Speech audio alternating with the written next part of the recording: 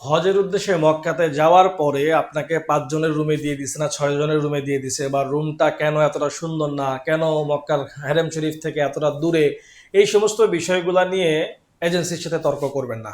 বরং এজেন্সির সাথে এই সমস্ত বিষয়গুলো যাওয়ার আগেই ফয়সালা করে যাবেন। আর যদি যাওয়ার আগে এই সমস্ত বিষয়গুলো আপনি নির্ধারণ করে না যান, তাহলে কিন্তু আপনি যাওয়ার পরে আপনার হজের যে মূল উদ্দেশ্য সেটা কিন্তু ব্যাহত হবে। তো আজকে কথা বলবো যে হজে যাওয়ার আগেই এজেন্সির সাথে কোন কোন বিষয়গুলা আগের থেকেই কথা বলে যাওয়াটা জরুরি, এবং যেটা আপনি আগের থেকে সেটেল করে গেলে পরবর্তীতে গিয়ে আপনাকে কোনো সমস্যায় পড়তে হবে না। আমি খুব সংক্ষেপে এই বিষয়গুলো বলবো, তাই যারা এই বছরও হজে যাচ্ছেন বা আগামীতে হজে যাবেন তাদেরকে পুরো ভিডিওটা শোনার অনুরোধ করছি। নাম্বার ওয়ান যদি বলি, হজের সময় কিন্তু আসলে সবাইকেই মোটামুটি ডিরেক্ট ফ্লাইটেই নিয়ে যায়। তো এটা নিয়ে আসলে কোনো বাকবিতণ্ডার কিছু নাই, বা নির্দিষ্ট একটা ডেটে নিয়ে যায়। তো আপনি গেলেন, যাওয়ার পরে আপনি যাওয়ার আগে নাম্বার ওয়ান যেটা ফিক্স করবেন সেটা হচ্ছে যে আপনার হোটেলটা মক্কাতে কোন এরিয়াতে দিবে। কোন এরিয়াতে মানে হচ্ছে যে আপনাকে হ্যারেম থেকে কতটুকু ডিস্টেন্সে দিবে, মানে আপনার যে হোটেল সেখান থেকে হ্যারেমের যে মূল ফটক বা মূল যে গেটগুলা, সেই গেটগুলোতে হাইটা যাইতে কত মিনিট লাগবে সেটা আগের থেকেই ফিক্স করে যাবেন। সেটা হয়তো ২-১ মিনিট এদিক সেদিক হইতে পারে, কিন্তু আপনি আগের থেকেই সেটা কনফার্ম করে যাবেন যে আপনাকে কত মিনিট ডিস্টেন্সে রাখবে, নাম্বার ওয়ান। নাম্বার টু হচ্ছে আপনাকে কেমন মানের হোটেলে রাখবে, 2 স্টার মানের নাকি 3 স্টার মানের নাকি 4 স্টার মানের নাকি 5 স্টার মানের, সেটাও আগের থেকেই ফিক্স করে যাবেন। এবং 5 স্টার মানে কি টাইপসের হোটেলে এক রুমে কয়জন থাকবে, 2 স্টার মানে কি টাইপসের হোটেলে এক রুমে কয়জন থাকবে, এই বিষয়গুলো আগের থেকেই ফিক্স করে যাবেন। নাম্বার টু যদি বলি, যে আপনাকে মক্কাতে কয়দিন লাগবে, এবং সেটা কি শুরুতে যাওয়ার সময় রাখবে নাকি হজের পরে রাখবে, এই বিষয়টা ফিক্স করে যাবেন। হয়তো আপনার মক্কাতে আপনার ২০ দিন থাকতে মন চাচ্ছিল বা ২৫ দিন থাকতে মন চাচ্ছিল, একদম মক্কার হেরেমের কাছাকাছি। এখন দেখা গেল যে আপনাকে নেওয়ার পরে মাত্র ৩-৪ দিন মক্কাতে রেখে আপনাকে মদিনাতে চলে গেল। মদিনাতে চলে যাওয়ার পর আপনার হজের কার্যক্রম শেষ করার পরে সেকেন্ড দফায় এসে আপনাকে আবার মক্কাতে রাখলো, বাট সেটা হচ্ছে হেরেম থেকে অনেক দূরে, প্রায় ২০ কিলোমিটার দূরে, ১৫ কিলোমিটার দূরে, যে দূরের যে জায়গাগুলোতে আমাদেরকে নর্মালি রাখে বিভিন্ন সময় সেটা। তো এইটা নিয়ে কিন্তু একটা বাকবিতণ্ড বা কষ্ট এটা নিয়ে কিন্তু তৈরি হয়। তো এই জিনিসটা আপনি একদম যারা আপনার যারা যে এজেন্সির সাথে আপনি যাচ্ছেন তাদের কাছে ফিক্স করে নেবেন যে আপনি শুরুতে যদি মক্কাতে যান তাহলে সেই ক্ষেত্রে মক্কাতে একদম হেরেমের কাছাকাছি কোথায় কতদিন আপনাকে রাখবে, এবং দেন আপনি মদিনাতে কবে মুভ করবেন, মদিনাতে কতদিন আপনাকে রাখবে, দেন মদিনার থেকে হজের কার্যক্রম শেষ করে আসার পরে আবার যে হেরেমের কাছাকাছি, হেরেম থেকে একটু দূরে যে জায়গাটাতে রাখবে সেখানে কতদিন রাখবে, এবং রিটার্ন ফ্লাইটটা কি আপনার মক্কা থেকে হবে নাকি মদিনা থেকে হবে, এই জিনিসটা ফিক্স করে যাবেন। তো আপনার নাম্বার ওয়ান বললাম যে আপনার হোটেলের ডিটেলসটা ফিক্স করবেন। নাম্বার টু হচ্ছে কোথায় কতদিন রাখবে সেটা ফিক্স করবেন।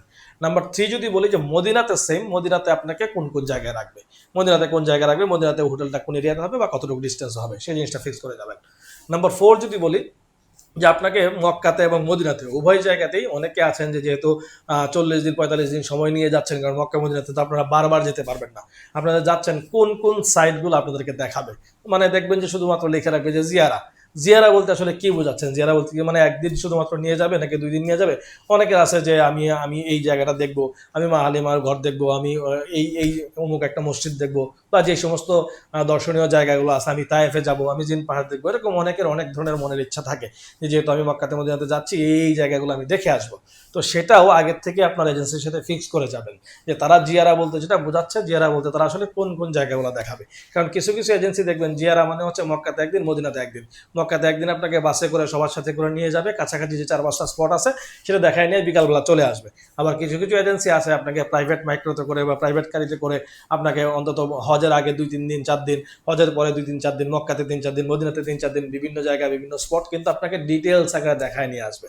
তো এই বিষয়গুলো কিন্তু আপনি আগের থেকেই ফিক্স করে নেবেন, নয়তো আপনি দেখবেন যে যাওয়ার পরে আপনি তাকে বলতেছেন যে আমি একটু তায়েফে যেতে চাই, সেটার জন্য আপনাকে কিন্তু এক্সট্রা পে করতে হবে, বা জিন পাহাড়ে যেতে চাই সেটার জন্য কিন্তু আপনাকে এক্সট্রা পে করতে হবে। তো আমার এক্সট্রা পে করতে হোক সেটা নিয়ে কোনো ইস্যুস না, বাট যে এই টোটাল বিষয়টাকে আপনি আগের থেকে সেটেল ডাউন করে যাবেন।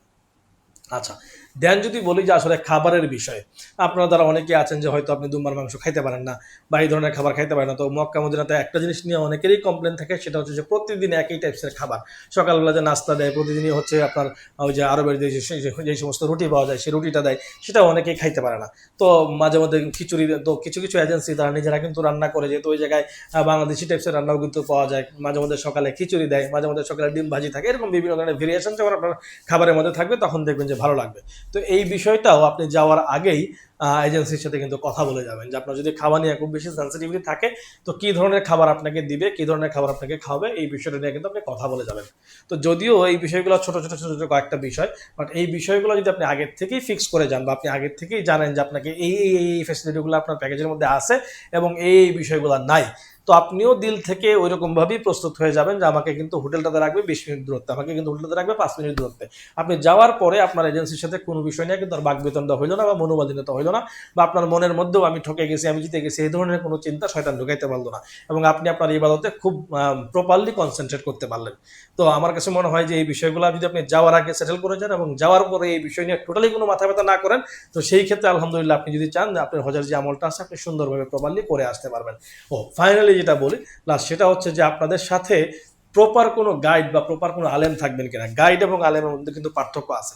আমি অনেক সময় দেখছি অনেক হজ এজেন্সি থেকে এরকম লোককে পাঠায় যিনি নিজেই তেমন কোনো কিছু জানে না, শুধুমাত্র তালবিয়াটা হয়তো জানেন, হ্যাঁ তালবিয়াটা পড়তে জানেন, আর কোনো কিছু কিন্তু জানেন না, কোথায় কোন মাসালা আছে, কোথায় কোন বিষয় আছে, কোন দিক দিয়ে যাইতে হবে, কোন দিক দিয়ে আসতে হবে, বা এই মুহূর্তে আমল কি, ওই মুহূর্তে আমল কি, এই ধরনের ছোটোখাটো অনেক বিষয় থাকে যে জিনিসগুলো যেহেতু সবাই প্রথমবার যায়, সবার জন্যই কিন্তু অনেক জিনিস এরকম নতুন থাকে এবং ভুল করে। তো সেই ক্ষেত্রে যদি একজন প্রপার গাইড বা প্রপার একজন আলেম আপনাদের সাথে থাকেন, তো উনি কিন্তু আপনাকে রাস্তা দেখাইতে পারবেন। তো এটাও একটু ফিক্স করে যাবেন আমাদের সাথে আসলে কোন টাইপসের আলেম থাকবেন বা কে আমাদের সাথে থাকবেন। ওনার সাথে যদি আপনি আগে থেকেই দেখা সাক্ষাৎ করতে পারেন, আপনার যদি চেনা পরিচিতের মধ্যে আলেম থাকেন, আপনি ওনার সম্পর্কে আপনার ধারণা আছে যে উনি অনেক বড়, অনেক ভালো হক্কানি আলেম, তো ওই টিমের সাথে যাওয়া বা ওই এজেন্সির সাথে যাওয়াটাই কিন্তু আপনার জন্য উত্তম, এবং যাওয়ার পরে আপনার জন্য সেই আমলগুলো করা কিন্তু সহজ হবে।